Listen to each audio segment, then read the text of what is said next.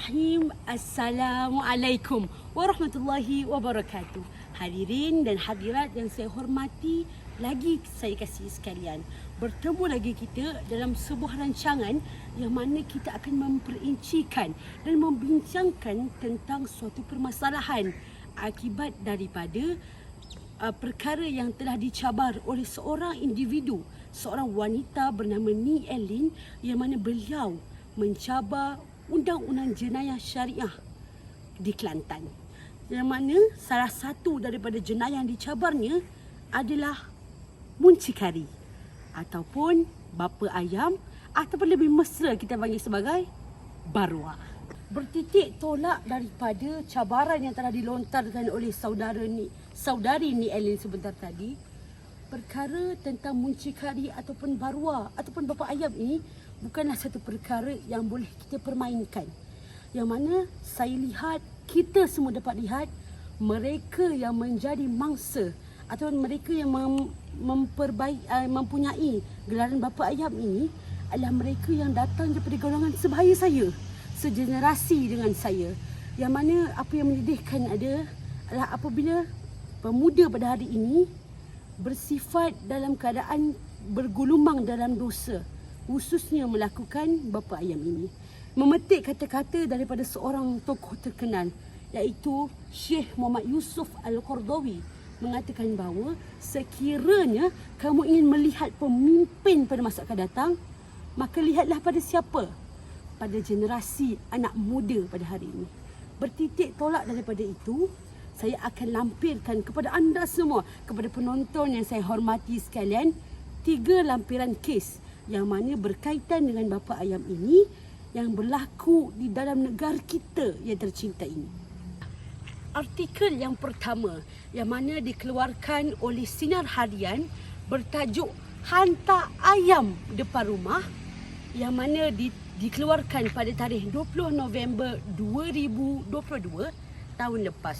Yang mana isu ini kita lihat bahawa perkara ini hantar ayam depan rumah. Ayam di sini bukan bermaksud ayam yang kita makan, ayam yang kita bela, tapi ayam di sini membawa maksud kepada mereka yang dijadikan pelacur oleh individu yang kita gelar sebagai bapa ayam. Yang mana sindiket ini menggunakan kereta sebagai suatu medium untuk menghantar pelacur-pelacur ini di hadapan rumah. Maksudnya, siapa-siapa yang nak order pelacur, siapa-siapa yang nak melakukan seks, mereka order sampai mereka boleh ambil, mereka boleh mempergunakan, mereka memperdagangkan wanita itu. Dan kereta yang digunakan pada hari ini bukanlah seperti mana kereta yang kita katakan mewah, kereta Alphard, Velfire, Lamborghini. Tapi apa yang sangat sedih dan apa yang menarik perhatian saya adalah kereta yang digunakan untuk menghantar pelacur ini hanya kereta biasa, iaitu kereta kancil. Apakah daya kereta kancil yang digunakan untuk menghantar perempuan kepada rumah yang mereka melanggar? Hadirin sekalian, perkara ini telah mewujudkan suatu unsur eksploitasi seks terhadap gadis warga asing. Yang mana kes ini termasuk dalam suatu klausa undang-undang yang kita panggil sebagai kes pemerdagangan manusia. Bukan hanya sebagai sindiket bapa ayam, tapi bapa ayam ini sendiri telah memperdagangkan warga asing untuk dijadikan sebagai sumber seks kepada masyarakat. Hadirin sekalian, melalui penemuan dalam bapa ayam, hantar ayam ke rumah ini, polis telah menemui 55 keping kondom, walkie-talkie dan 5 telefon bimbit yang dipercayai digunakan dalam kegiatan jenayah ini. Bertitik tolak daripada itu, kita melihat kepada apakah iktibar yang kita dapat daripada kes ini. Yang pertama adalah perkara ini sebenarnya telah merosakkan keturunan. Yang mana dalam konstitusi syariah itu sendiri telah mewajibkan manusia untuk menjaga keturunan. Dengan cara apa? Dengan cara percampuran nasab antara orang kita dengan orang yang dengan bapa orang kita dengan mereka yang memberikan unsur seks tersebut.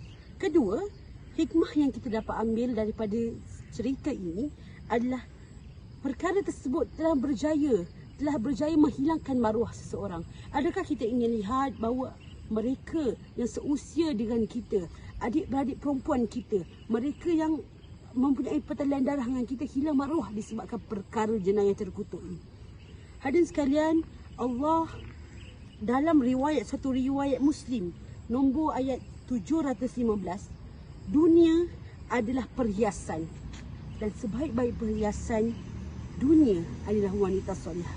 Maka oleh daripada itu, mari kita bersama-sama menjadi wanita yang solehah, menjaga maruah dan menjaga keturunan kita. Sekian.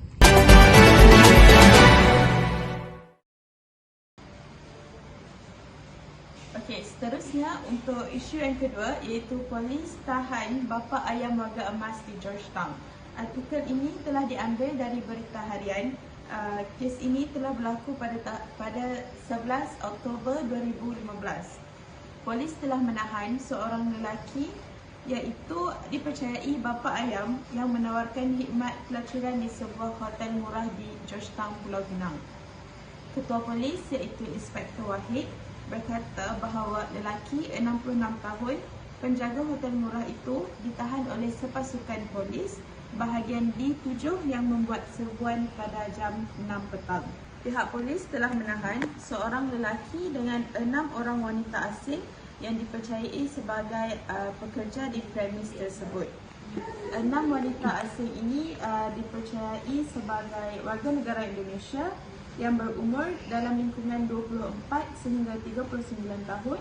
Mereka ini tidak mempunyai sebarang dokumen perjalanan diri serta telah menyalahguna pas lawatan sosial mereka. Pihak polis juga telah merampas 69 keping kondom, krim pelincir dan buku yang disyaki sebagai catatan aktiviti pelacuran di hotel murah berkenaan.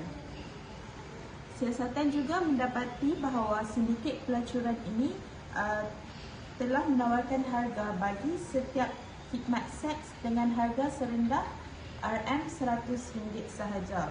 Semua mereka telah ditahan bagi membantu siasatan. Kes ini disiasat mengikut Seksyen 372A, 372B serta Seksyen 55. Kesimpulannya, sebagai seorang manusia, kita semestinya mencari rezeki dari sumber yang halal serta tidak memudaratkan walaupun kita berada dalam keadaan yang sangat terdesak. Terutamanya bagi seorang Muslim kerana Islam sangat menitik beratkan tentang amal makruf nahi munkar. Berdasarkan kes ini pula, sebagai seorang warga emas sepatutnya lebih menunjukkan contoh yang baik serta tidak terjebak dengan sebarang masalah ataupun jenayah seperti ini.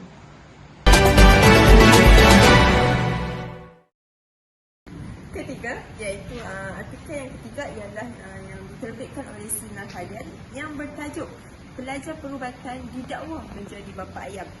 Okay, seorang pelajar perubatan tahun akhir yang belajar di salah sebuah universiti awam di Malaysia dihadapkan ke Mahkamah Tinggi Syariah Kuala Terengganu kerana didakwa menjadi bapa ayam ataupun dikenali sebagai muncikari.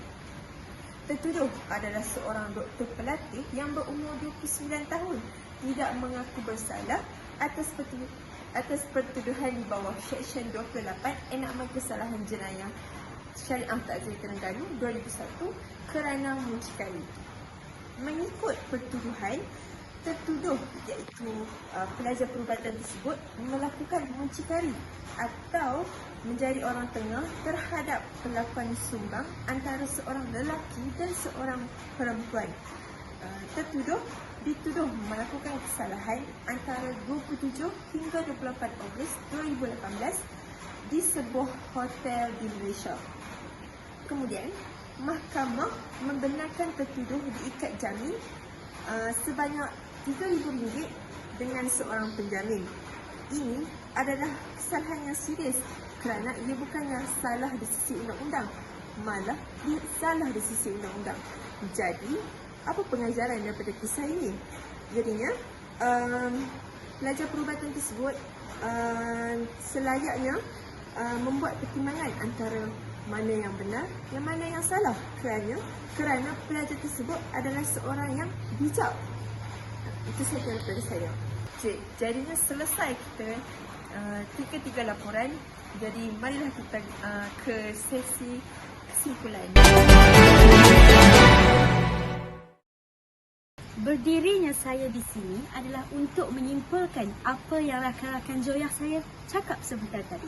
Maka kesimpulannya boleh saya simpulkan di sini bahawa perbuatan jenayah yang dikenali sebagai bapa ayam atau muncikari merupakan salah satu perbuatan jenayah yang berada di bawah Seksyen 372A/1 yang mana ia merupakan jenayah yang terkutuk. Perbuatan ini jelas bercanggah dengan hukum syariah. Namun, apakah hukuman yang akan dikenakan ke atas mereka yang terlibat dalam jenayah ini? Terdapat 3 hukuman.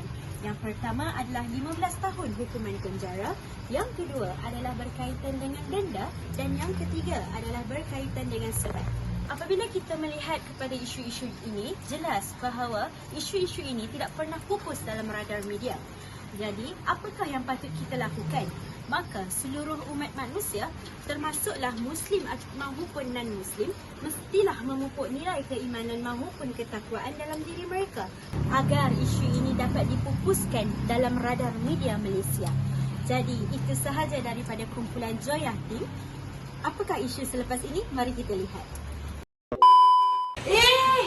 Kita orang punya video tak habis lagi. Lepas ni kita orang ada lakonan yang mantap daripada kita orang. Saksikan.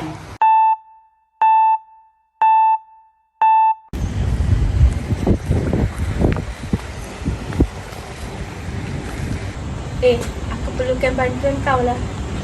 Tak ada salam, tak ada apa, perlukan bantuan. Nak apa? Aku ni tak ada duit. Anak-anak aku semua dah nak belajar. Aku nak dalam 3,000 boleh? 3,000 je? Kau yakin? Ya. Ni untuk apa? Untuk anak aku sekolah lah. Anak aku yang mana? Si Fasha dengan Sendat? Iyalah, yang tu je anak aku yang aku ada. 3,000.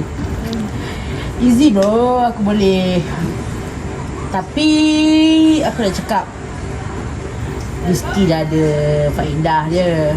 3,000 kan? Tapi dengan syarat aku bagi kau hari ni, kau pulangkan aku lagi masa 2 minggu.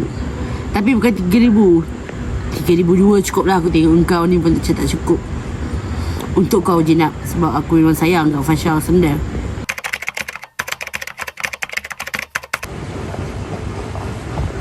Jenab. 2 minggu dari tarikh yang kita persetujui.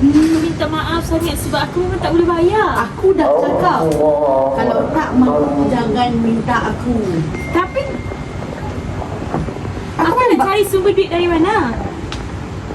Itulah, ada laki lari bodoh fikir ataupun cakap pasal anak kau yang 2 orang tu. Jangan ganggu anak aku.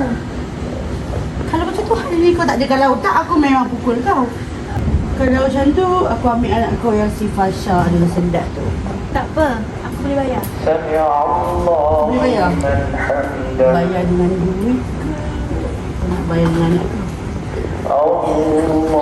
Aku bagi pilihan. Anak kau ke kau? Anak aku. Anak kau? Si Fasha tu aku lagi suka. Aku nampak anak kau cantik. Jangan kasar-kasar dengan anak aku. Aku tak kisah. Duit aku tak dapat, anak kau yang aku nak.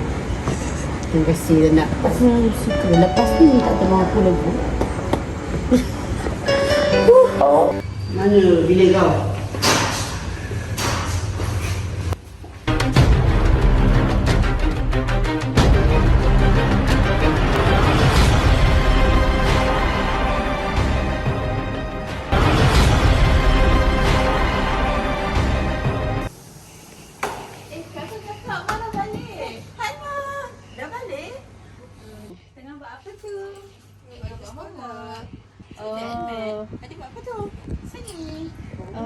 Pandai anak-anak mak.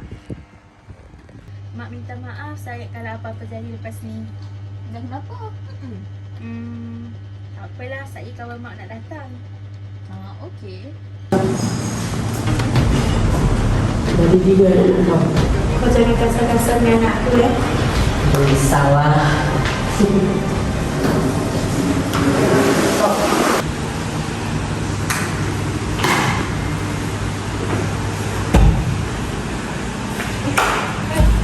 mak kau. Kawan mak. Surprise.